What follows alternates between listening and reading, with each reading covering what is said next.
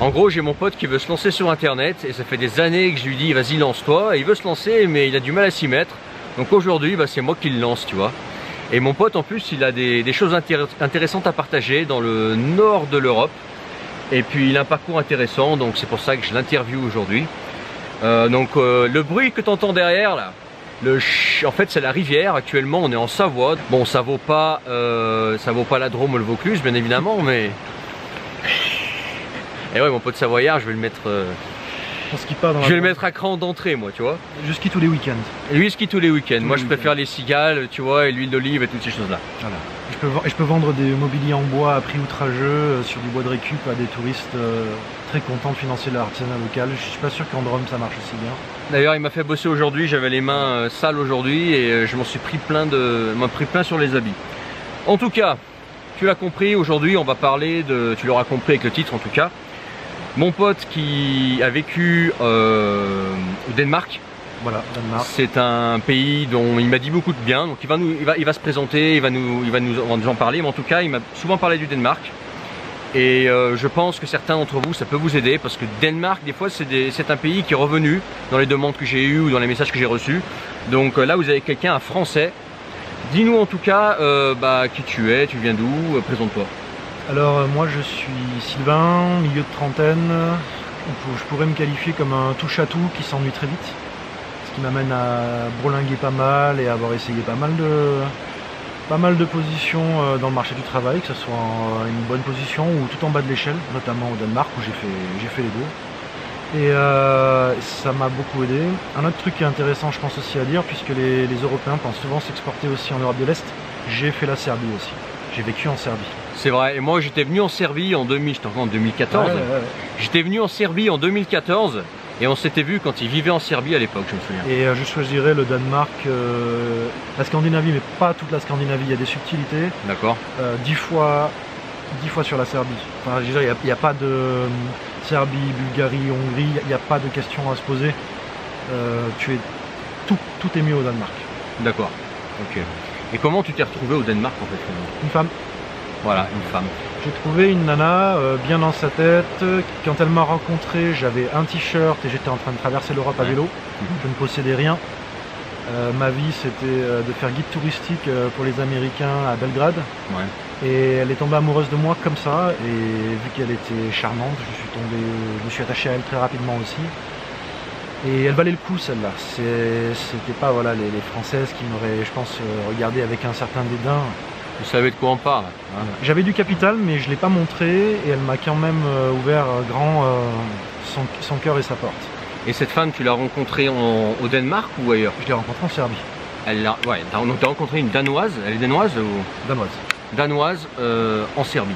Voilà. Et c'est comme ça qu'en fait qu'elle t'a dit, bah écoute, viens, passe voir mon pays et... C'est ça. Je suis passé et je suis resté. Ok. Et tu as vécu combien d'années en tout? 1 an et demi. 1 an et demi, ouais. Ok. Et qu'est-ce qui te vient en tête en premier quand tu repenses au Danemark? C'est un pays subtil. Ouais. C'est-à-dire que c'est aussi facile de s'y installer que ce qui est difficile. Il y a des subtilités à comprendre. Est-ce que tu as une question peut-être un peu plus ciblée, parce que c'est pas évident, j'ai pas l'habitude de parler devant une caméra. Il n'y a pas de souci, on va trouver des idées les gars. Dites-moi dans les commentaires ce que vous voulez savoir sur le Danemark. Quand la vidéo sera postée, il y aura les questions, je lui poserai et je vous répondrai dans les commentaires ou elle repassera plus tard en vidéo. Bah, qu'est-ce que, par exemple là actuellement on est en France, ouais. Même si on va repartir tous les deux, on reviendra dessus plus tard. Pour la France, l'insécurité ça donne quoi au Danemark? Il y en avait un petit peu, on vivait dans le centre de Copenhague, près du quartier Nørrebro. Donc Nørrebro c'est vraiment le quartier immigré. Et on a quand même eu des fusillades à l'arme à feu dans le centre de Nørrebro. On a des chances qui ont caillassé une bibliothèque.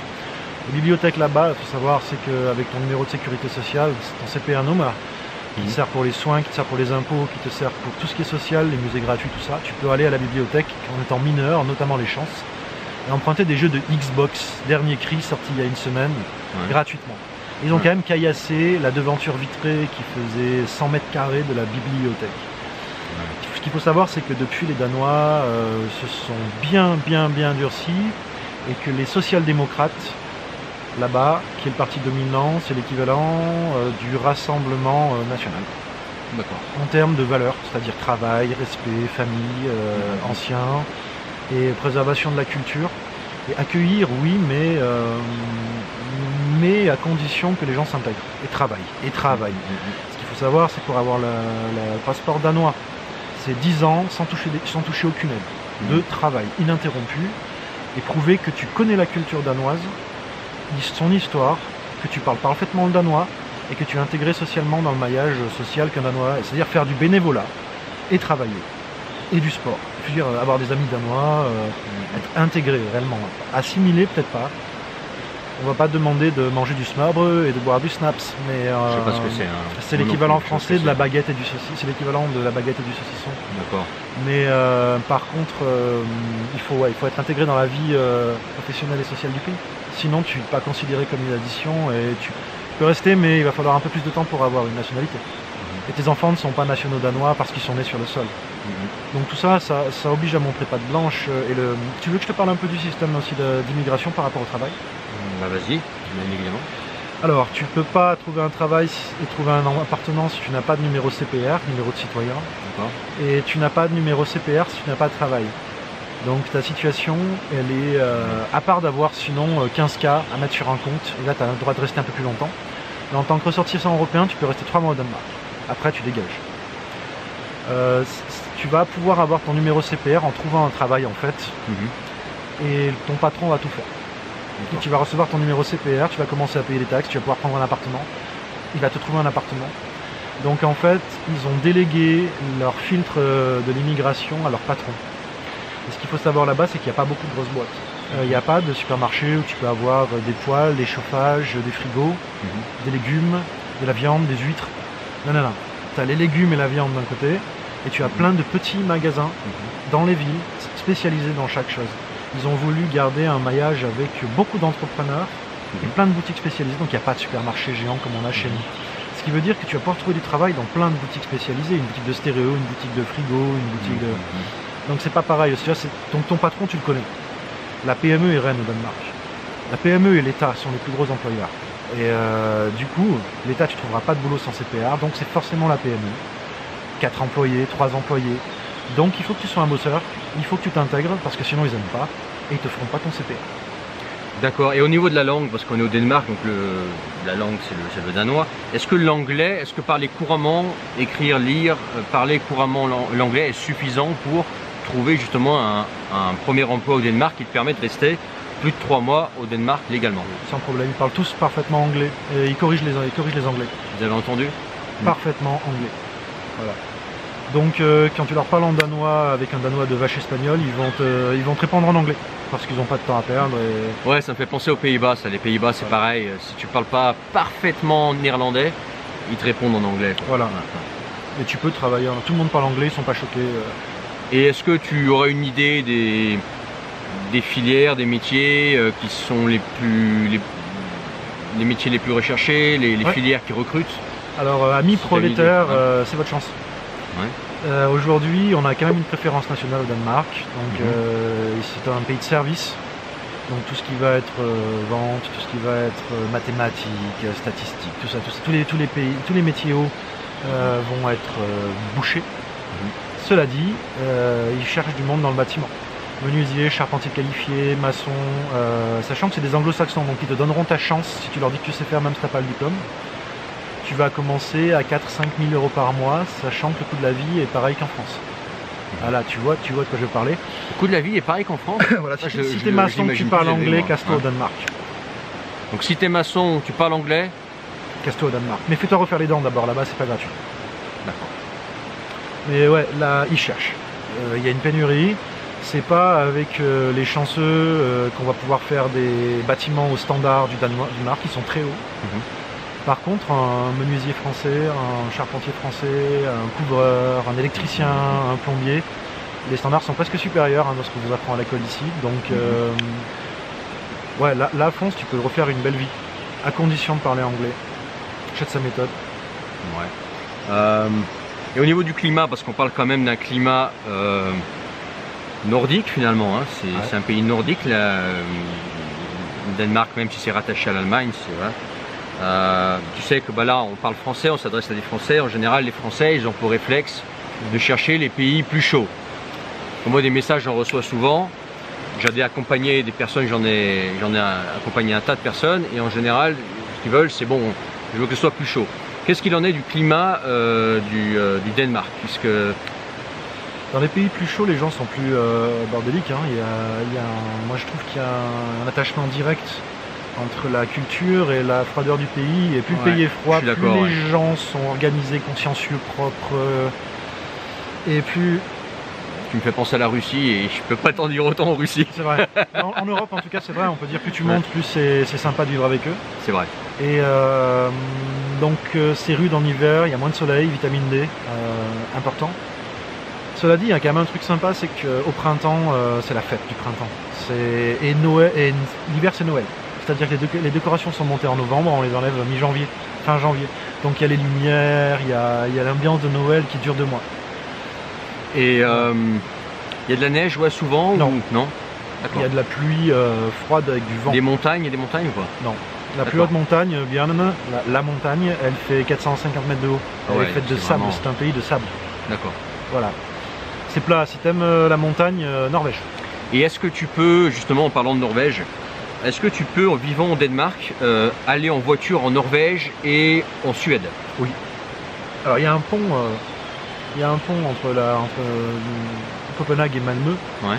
Un des plus impressionnants d'Europe, parce qu'il fait 20 km, il commence en pont et finit en tunnel. Et un truc de malade. Et tu traverses l'Öresund. Et après tu arrives à Malmö, donc ça te fait un choc culturel assez impressionnant. D'ailleurs les Suédois s'en remettent pas du choc culturel avec leur propre pays. D'ailleurs ce qui a permis de donner une leçon aux Danois, et sachant que le gouvernement du Danemark est juste à 20 km de Malmö, je veux te dire, c'est ça qui les a fait réfléchir. Donc le nord de la Suède c'est chouette, mais tu as 6 mois d'hiver. D'hiver je veux dire 6 mois de nuit, pardon. Et là par contre ils sont en train de faire du ski, parce que les stations de ski ont ouvert il y a 2 mois.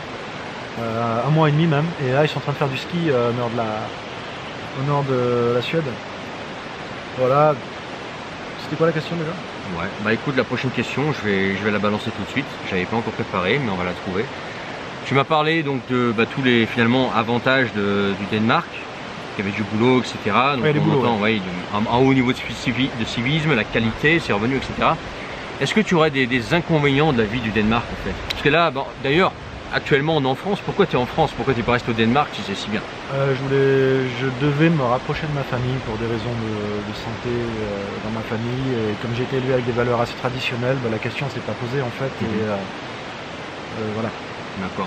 Et à part ça, donc, est-ce que tu verrais quelques inconvénients à la vie au Danemark? Ouais, totalement. La langue. On entend souvent aussi, ouais, le Danemark, c'est le pays le plus taxé au monde avec la France. Est-ce que c'est vrai? C'est pas vrai? C'est pas vrai.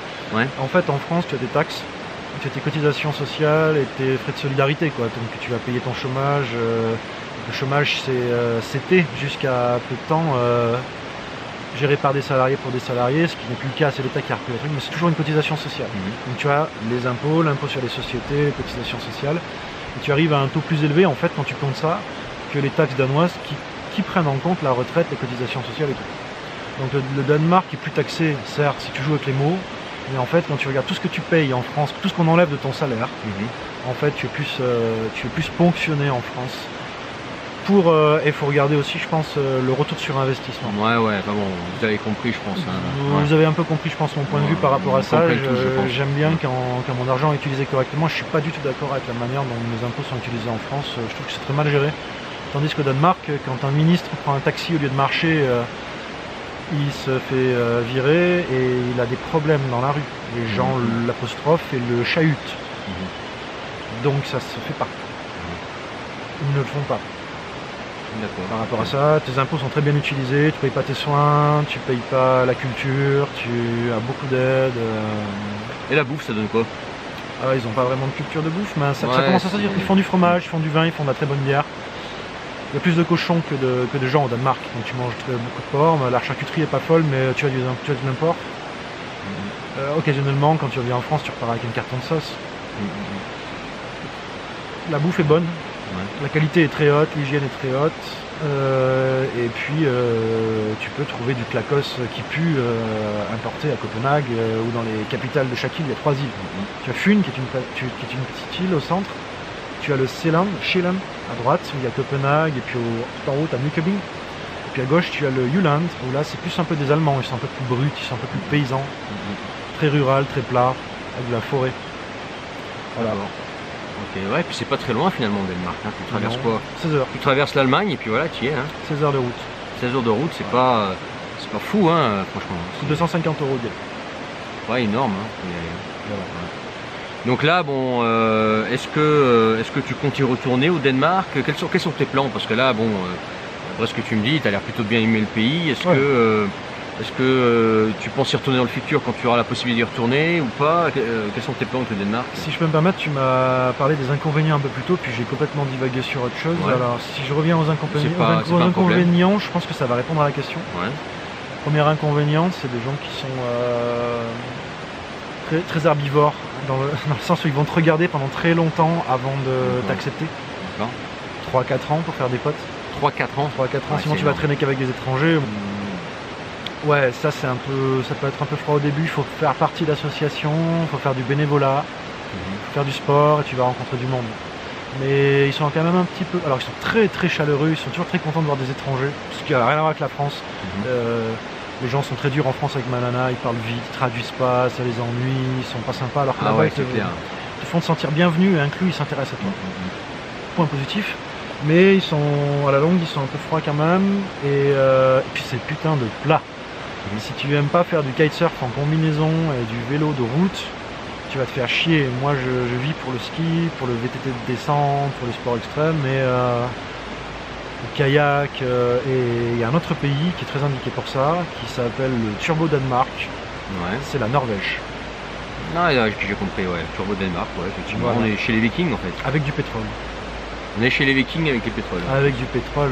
C'est vrai que moi, la Norvège, j'y ai pensé pour moi aussi. Hein, tu vois, les gens sont pareils qu'au Danemark, ils sont plus danois qu'au Danemark. C'est-à-dire que leur nourriture, elle pue vraiment. Ils ont du poisson pourri qui mangent dans des canettes, quand les canettes explosent, c'est prêt. Ils sont un peu plus froids, un peu plus rugueux.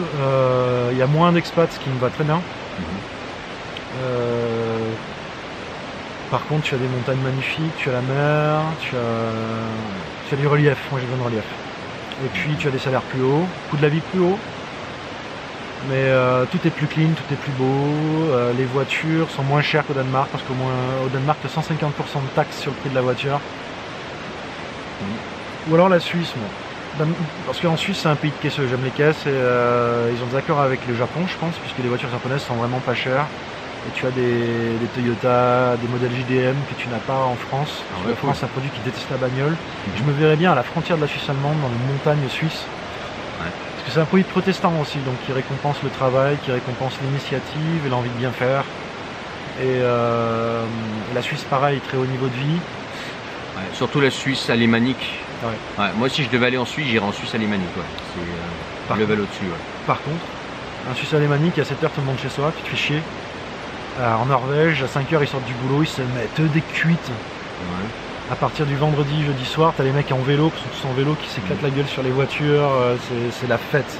C'est à bout de travers, le Viking ressort. Un peu comme les Allemands, quoi. Non. Ils sont très bosseurs, et puis après, une fois sortis du boulot, ils deviennent complètement différents, non? Non, l'Allemand, faut lui dire quand il faut rigoler, il a pas d'humour. Le Danois, ils ont un humour très fin, très noir, très glauque, que j'aime beaucoup, moi, très corrosif. Non, c'est vraiment des gens fun et qui ont beaucoup de... qui sont fins, qui ont un humour très subtil, qui sont pétillants intellectuellement, ce que je trouve qui n'est pas du tout le cas chez les Allemands. Et pour eux, les Allemands, c'est des gros bofs sales et c'est leurs voisins du sud sales et bofs. D'accord. Voilà. Ok. Est-ce qu'il y a autre chose que tu voudrais rajouter sur le Danemark? Quelque chose qu'il faut absolument savoir quand tu es français et que tu t'intéresses au Danemark? Ouais, bah c'est vraiment tout ce processus d'immigration en fait. Ouais, tu prends 3 mois, tu prends 5K, ta voiture, tu trouves une auberge de jeunesse ou une coloc ou un... Tu peux te camper là-bas, hein, si vraiment tu es en dèche. Tu vas dans le bâtiment, tu leur demandes d'aller travailler, tu commences en laborer et tu vas déjà commencer à te ramener 5-4K par mois, ils vont faire tes papiers, tu trouves un appart et tu vas pas devoir venir. Si tu veux y aller, c'est pas plus compliqué que ça. Donc c'est plus un pays finalement pour les métiers manuels. Ouais, là en ce moment, ouais, ils recherchent. Tu vas trouver du taf tout de suite. Ça c'est bien parce que dans le passé, j'ai beaucoup payé, d'ailleurs je vais continuer à en parler, mais j'ai beaucoup parlé de pays justement où les salaires sont pourris pour ceux qui ont des métiers manuels. Voilà. Par exemple, moi je recommanderais jamais à quelqu'un de venir en Russie pour faire un métier du bâtiment ou du manuel, tu vois. Je dirais toujours deviens entrepreneur sur internet ou trouve-toi une gage de cadre expatrié, et là c'est le bon plan. Mais là, justement, on est sur un pays où, qui me fait penser un petit peu à l'Australie, ce que tu me dis là, dans le sens où l'Australie est aussi finalement un paradis pour les métiers manuels, là qui est plutôt destiné aux métiers manuels, quoi, où tu peux, d'après ce que tu es en train de me dire, que tu peux faire ta place relativement facilement, juste en parlant anglais et en ayant un métier manuel. Ouais, puis c'est des protestants, tu es respecté, et je vais te dire, si tu es un diplôme et que tu as 15K, tu vas, tu ouvres ton entreprise, direct. Tu mets 15K dans l'entreprise, tu l'ouvres, tu commences à bosser. Tu mets des annonces sur Danblo Avis, qui est leur bon point. Et tu vas avoir des gens de Copenhague, il faut aller à Copenhague pour ça. Ils vont t'appeler pour faire une étagère et tu vas leur facturer 1500 balles. Voilà. Cool. Tu leur fais un beau truc en bois, design danois, là tu te... Ah ouais, par contre, il faut bien bosser dans ces pays. Hein. L'exigence est haute. Moi, j'ai grandi aux Pays-Bas. Aux Pays-Bas, tu peux pas faire de la merde. Hein. T'as intérêt. Alors attention, tu peux gravir. T'es chez les protestants en fait. Si tu fais du bon boulot, ils renvoient l'ascenseur et ça va payer. Mais par contre, tu fais pas de la merde. C'est pas genre, ouais, j'en fais le moins possible et puis ça tombera. Non, non, ça marche pas comme ça. T'es chez les protestants, va à l'église. T'es chez les protestants, t'es pas chez les communistes mentaux. Va à l'église. Voilà. Je déconne pas. Là-bas, il y a des grosses boutiques de la Croix-Rouge où ils recyclent les fringues, c'est des friperies, tout l'argent va à l'église. À l'église, ils font vraiment quelque chose pour toi, c'est-à-dire t'es français, moi j'étais pas croyant. Je me suis pointé à l'église avec un t-shirt Odin plutôt que Jésus qu'un pote m'avait offert en rune viking. Ils ont rien dit. Par contre, ils m'ont donné des cours de langue gratuits 2 fois par semaine et ils m'ont trouvé du boulot. Et si tu t'intègres bien, ils vont même te trouver une copine. Parce que les femmes danoises galèrent à trouver des mecs. Ah bon? Ouais, les mecs se prennent tous des asiates parce qu'elles cuisinent et qu'elles sont dociles. Écoute-le. Ils veulent pas se caler avant 35-40 ans. Les femmes, elles sont désespérées. Alors, si vous voulez aller faire des bébés aux Danoises, si vous êtes prêt à faire un bébé à une top modèle, qui veut un bébé rapidement, qui a son appart, qui dépend pas de vous pour vivre et qui veut juste un mec qui soit... Ah oui, putain, faut en parler. Le féminisme nordique n'a rien à voir avec le féminisme américain et d'Europe du Sud. D'accord. Comment on appelle ça? L'hypergamie n'existe plus. D'accord. La meuf, elle s'en fout de combien tu gagnes. Si tu la respectes, si tu es prêt à prendre toutes les décisions du couple de manière démocratique, tout ce qui a trait au commun est décidé en commun à l'avance et on s'y tient. Donc ça, c'est dur pour un Français parce qu'on est spontané et on est freestyle. Et ça... Mais si tu t'aperçois que se mettre dans cette mood-là, tu vas décider avec ta nana ce que tu vas prendre au supermarché pour faire les courses, naturellement, en fait, elle va te payer la moitié. En resto, naturellement, elle va proposer de faire la moitié. En fait, tu n'es plus un sac à fric. Si t'es pas beau, et que t'as un peu de fric en France, donc ton capital c'est le pognon, et que tu te fais, et que tu es charpentier, 35 ans, pas très beau, et que tu te fais soutirer toute ta thune par des teens qui n'ont rien à foutre de ta personnalité et qui veulent ton fric, va au Danemark. Tu vas trouver une nana qui t'aime parce que t'es, qui n'a rien à foutre de ton pognon, qui te respecte parce que tu travailles, si tu respectes sa manière de vivre, c'est-à-dire de tout décider ensemble, et d'avoir une vraie égalité, c'est-à-dire tu es une partenaire. Si c'est ce que tu recherches dans une nana, honnêtement c'est sympa, on s'y fait. Et ouais, fonce. Tu auras une meilleure vie qu'en France, tu auras une meilleure vie que dans les Balkans où là c'est encore plus accentué je trouve qu'en France. Où tu pourras pas faire de fric et où c'est le bordel, ça vole, c'est crade, tu peux pas trouver de logement décent. Tous les pays slaves en fait, même si la Russie n'est pas vraiment un pays slave, mais tous les pays slaves finalement, remarque, la Pologne au niveau de vie, en Pologne le niveau de vie commence à monter, attention. Mais globalement dans tous ces pays slaves, si tu galères niveau fric, pour les métiers manuels notamment, et les femmes, l'hypergamie, ça y va à fond, c'est l'argent, hein, c'est l'argent qui compte tout. Hein. Elles veulent pas d'un branleur, hein, il faut que tu bosses et c'est toi qui payes tout. Il n'y a pas de je partage l'addition en Russie, en Biélorussie ou en Serbie. Il n'y a pas de ça. Je dis pas que c'est mal, mais c'est comme ça entre temps.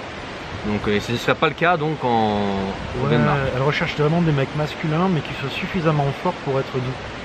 Si tu comprends ce que je veux dire là par ça, c'est-à-dire que tu es suffisamment ok avec toi-même pour la rassurer en étant doux. Elles vont vraiment te courir après et elles recherchent vraiment ça parce que leurs gars ils sont vraiment pas matures, prêts à s'installer avant 40 ans. Et elles se retrouvent beaucoup avec des Africains du coup qui sont plus masculins mais ça va pas, ça marche pas. Ça fonctionne pas. Et du coup un Français qui est un peu droit dans ses bottes, qui a des valeurs et qui je pense que c'est vraiment vu là-bas par les gens en général, les madames et les mecs avec qui tu as travaillé aussi. Comme une valeur ajoutée. Si tu suis leur coutume, je ne le stresserai jamais assez, si tu fais les choses à leur manière. Tu n'es pas là-bas pour révolutionner leur manière de faire. Visiblement, elle marche mieux que la tienne. Donc sois un peu humble et adapte-toi à leur manière de faire juste pour essayer. Tu vas voir que c'est pas mal. Moi je suis arrivé sur des événements, j'ai travaillé dans l'événementiel. C'est un pote d'un pote qui m'a donné le contact, j'ai appelé, le gars m'a fait viens à telle heure. Ils m'ont filé une carte de crédit, les clés d'un Volkswagen tout neuf à 140 000 balles là-bas. Ouais. 140 000 balles. Ouais, et ils m'ont dit les artistes ils vont avoir des besoins, il y a la loge, tu décores la loge, tu leur apportes à bouffer, tu t'occupes d'eux. Une soirée. De 7h à 3h du matin, j'ai été payé 3 000 € pour ça. J'ai rendu les clés, j'ai rendu la carte bleue, on m'a dit merci, je suis parti avec toute la bouffe parce que c'est important l'écologie, on ne va pas gaspiller la nourriture, donc je suis parti avec 25 kg de nourriture haut de gamme, écologique, donc bio. Et ils ont vachement apprécié qu'en tant que Français, et puis j'ai pas mal baroudé, donc j'étais cette mentalité un peu de go-getter. Et tu vois les mecs quand ils m'ont demandé des hot dogs à 2h du matin, je leur ai trouvé. Et ça, un Danois, il aurait fait ben non, à 2h c'est fermé, non. Et ça, ils ont accepté cette valeur ajoutée que j'avais moi du côté freestyle justement. Et c'est chiant aussi en France. En France, c'est casse-pied, il n'y a rien d'ouvert le lundi, le mardi. Tu veux commander un truc, une pizza, il n'y a rien d'ouvert dans les campagnes, c'est hallucinant quoi. Les mecs, ils veulent. Limite, tu vois, tu te dis, mais t'es entrepreneur ou quoi? T'es entrepreneur ou fonctionnaire? Faut savoir, tu veux gagner de l'argent ou pas? Moi, j'ai 50 balles à te filer pour aller manger et tu les prends pas. Je ne comprends pas cette mentalité. Là-bas, c'est Jeune 4, t'as des trucs ouverts à Jeune 4, t'as de la nourriture colombienne si tu veux jusqu'à 2h du matin. La bière est pas plus chère qu'en France d'ailleurs. Ouais, la bière est pas plus, au bar est pas plus chère qu'en France. Par contre, là tout à l'heure, tu m'as parlé de voitures. Comment ça se fait que les voitures sont si chères? Parce qu'ils n'ont pas d'industrie automobile et que pour le coup, leur réseau de transport en commun est extrêmement développé, même en campagne. Pourquoi? Parce que moi, en France, quand on me dit faut acheter une voiture électrique alors que je vis que s'il y a un arbre qui tombe sur la route, je gèle, je meurs. Avec ma Tesla, j'ai pas envie. Tandis que là-bas, si on me dit faut que tu vas payer cher ta voiture, par contre, si en fait tu utilises les vélos qu'on te fournit gratuitement, ah oui, avec ta CPR, tu as vélo gratuitement. Bah oui. Tu peux prendre le bus aussi pour une bouchée de pain, et tu en as partout. Pas très peu de trains, mais partout. Ils sont à l'heure. Ben là, ouais, pourquoi pas en fait.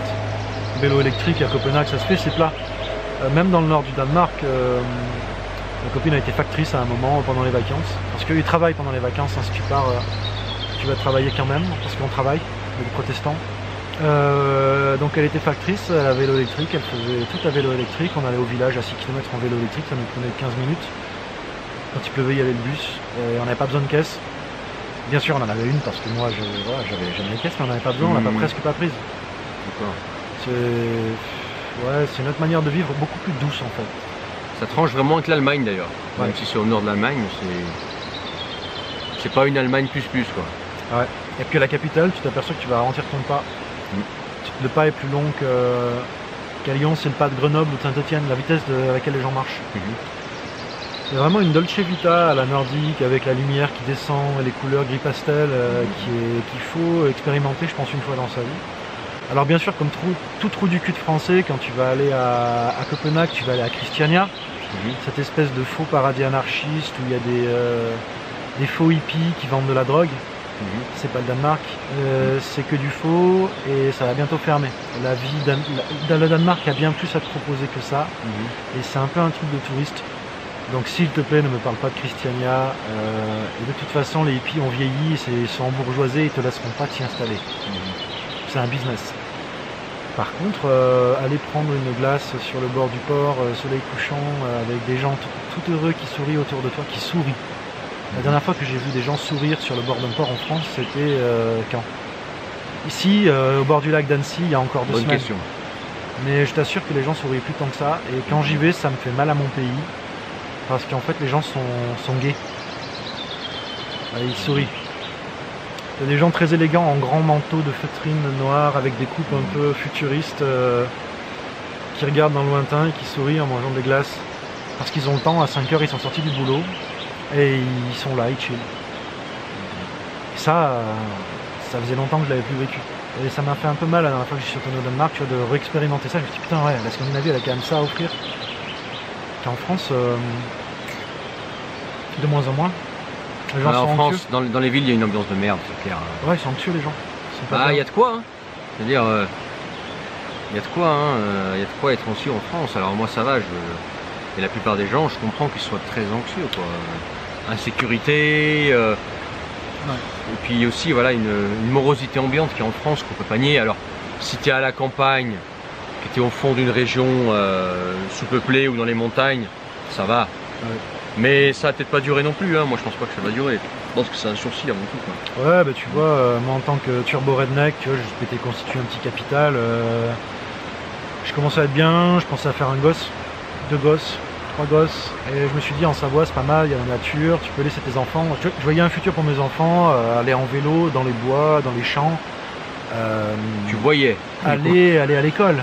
Donc, bien sûr, il a commencé à avoir des problèmes, ils se mettent au milieu de la route, ils possèdent le lieu déjà, ils se pointent et ils sont là comme ça, tu vois. Et je me vois, du coup, je me dis, tu vois, je commence à en voir, là, tous les week-ends, ils viennent, et ils amènent ce qu'ils sont habitués à amener avec eux, c'est-à-dire cette ambiance d'agressivité, de violence. Je me dis, tu vois, en fait, si ça suit crescendo comme le reste de la France, dans 15 ans, mes enfants, ils auront 10 ans, dans 25, ils auront 20 ans. Je pense qu'aujourd'hui, même dans les montagnes et dans les vallées reculées, la France, c'est pas forcément un pays d'avenir. Et je vois qu'il y a une morosité qui s'installe et un mode de vie qui s'installe qui me va pas. Et je vois pas des gosses, je veux pas proposer ça à mes gosses. Moi non plus, ça c'est clair. Voilà. La France, tout seul, quand tu es un homme, bon, tu gères, tu sais, voilà.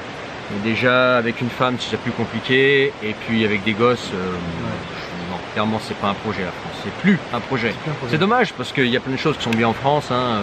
On mange bien, il y a de la belle nature, il y a des beaux villages, mais voilà. Faut se projeter aussi un petit peu, quoi. Et moi je te dis ça en tant que privilégié, avec les chutes d'eau, les montagnes, les stations de ski, les chalets à 1,5 million autour. On n'a pas tous ces problèmes à ce niveau-là que les gens peuvent rencontrer en ville avec cette qualité de vie qui est dégradée. Ici on a une très haute qualité de vie, mais tu vois, je la vois baisser et même pour le futur, je pense pas que ça va rester privilégié. Non. Je pense que tout va être atteint par la même morosité. À terme, ouais. On a encore un petit peu de sursis dans les campagnes, dans les montagnes, tout ça, mais ça va pas durer. Donc il faut, je ne vois pas investir. Donc il faudra te reparler quand tu seras en Norvège, en Suisse. Tu m'as dit Suisse ou Norvège? Je pense Suisse, moi. Ouais, Suisse ou Norvège, ouais. Suisse. Je pense parce qu'il n'y a pas de problème de la langue et puis en Suisse j'ai mes entrées. Voilà, j'ai déjà un boulot, j'ai déjà fait. Si tu as une question concernant le Danemark, laisse-la en bas de cette vidéo. Si tu veux rebondir sur quelque chose, peut-être que toi tu vis au Danemark ou que tu as vécu au Danemark et que tu veux compléter ce qui a été dit dans cette interview ou cette vidéo, fais-le en commentaire. Et puis voilà, hein. N'oublie pas de rejoindre le club des hommes libres que tu peux encore rejoindre. C'est le premier lien dans la description, tu cliques dessus, c'est gratuit, tu peux te désinscrire à tout moment, mais au moins si tu restes inscrit, tu recevras de ma part des messages importants pour justement gagner en mobilité, devenir plus libre, la possibilité de t'expatrier, te structurer, te mettre en place en fait finalement un écosystème qui te permet justement de choisir ton lieu de vie, bouger de France si tu en ressens le besoin tout de suite, ou si par exemple tu projettes de partir de France dans les années à venir. Plus tôt tu te prépares à ça, mieux c'est, et c'est dans la description, le club des hommes libres, le premier lien dans la description. Si tu as aimé cette vidéo, que ça t'a été utile, mets ton like. N'oublie pas de t'abonner si ce n'est pas encore fait, et puis on se retrouve dans les commentaires pour parler d'expatriation, de vie au Danemark. Et puis, tu voulais rajouter quelque chose? V6, Jalla Foka V6. C'est du danois? Du danois. Bon, les spécialistes danois ils seront là pour traduire dans les commentaires. Et puis bah à plus tard les gars, à plus tard pour d'autres vidéos, podcasts, ciao.